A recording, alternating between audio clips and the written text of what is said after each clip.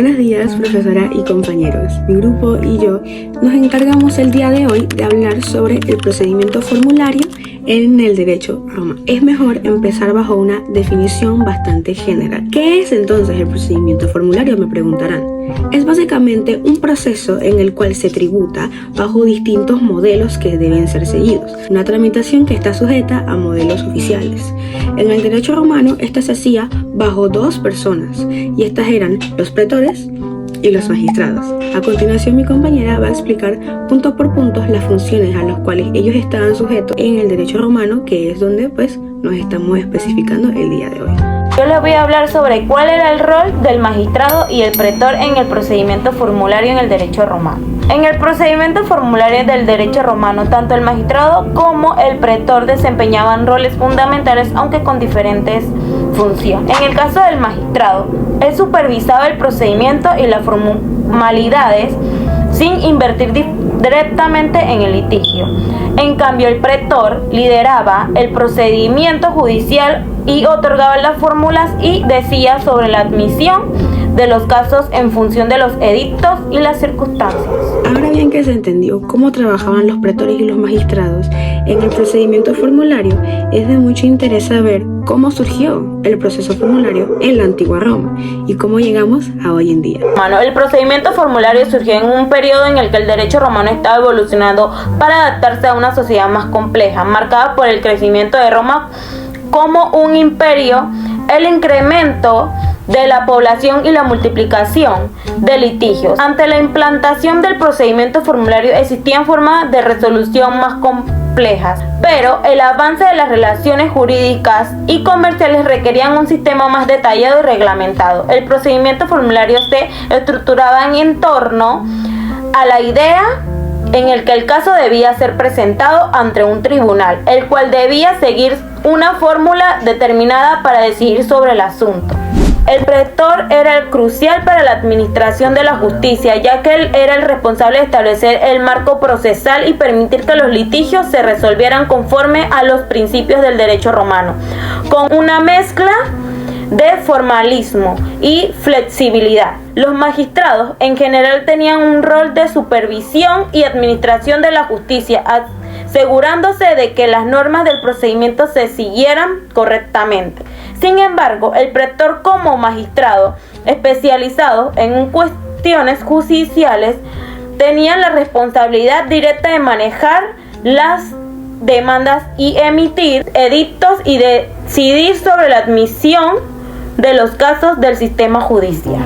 En el procedimiento formulario existían dos fases que deben ser mencionadas, y esta era la in iure, que era donde se acercaban al magistrado, y la segunda era la fase de in ius vocatio. En esta era donde se declaraba, pero esta tenía algunas excepciones y algunas características las cuales me gustaría mencionar. Que solamente algunas personas podrían ser citadas, y estas personas eran personas con excepciones y distintos cargos. En estos casos podrían ser los pontífices, ni locos, personas que estaban en proceso matrimonial, ni el cónsul, ni mucho menos el prefecto. He omitido algunas fases para entrar en detalle en esta, que es una de las más importantes, y es la fase ante el juez, o llamada en la antigua Roma como apud iuris. En esta fase es donde concurren los debates específicamente orales, ya que recordemos que la oralidad en la antigua Roma era la parte principal de la defensa, a diferencia de luego años atrás en el derecho francés, en donde todas las quejas, demandas y denuncias se litigaban bajo escrito. Posterior a que los litigantes hayan escogido a su juez, comienza entonces la ronda de defensoría. Durante estos debates se presentaban distintas pruebas para poder llevar adelante una decisión formal, y estas pruebas podrían ser declaraciones de los testigos, documentos oficiales y sobre todo la inspección ocular del juez. Posterior a las fases que anteriormente les mencioné, ya que omití algunas, ya que quise tomar en cuenta las más importantes, se da la sentencia y el fin de este procedimiento. Aquí hay distintos puntos que tomar en cuenta, ya que al momento de investigar noté que le podrían llamar sentencia y también le llamaban ejecución, o sea, cómo se ejecutaba la sentencia. En estas sentencias se da la inapelación, lo que significa que no se puede apelar nuevamente. Y estas tampoco eran objeto de conocimiento ni mucho menos de decisión de un juez superior. Recordemos nuevamente que en estas épocas sí existía el proceso de la semiesclavitud y de la ejecución. Entonces, esto en caso de deuda. Entonces luego de esto se concedía la actio iucatis. Y en un plazo de 30 días, la persona que se encargó de demandar tenía que conceder si se daba o no. Los principios que podrían regir en materia de prueba eran los siguientes. Estaba el principio de la libre apreciación, el cual el juez no estaba sujeto a ningún tipo de regla, ni mucho menos a algún tipo de presunción. Y pues la prueba versa de todos los hechos.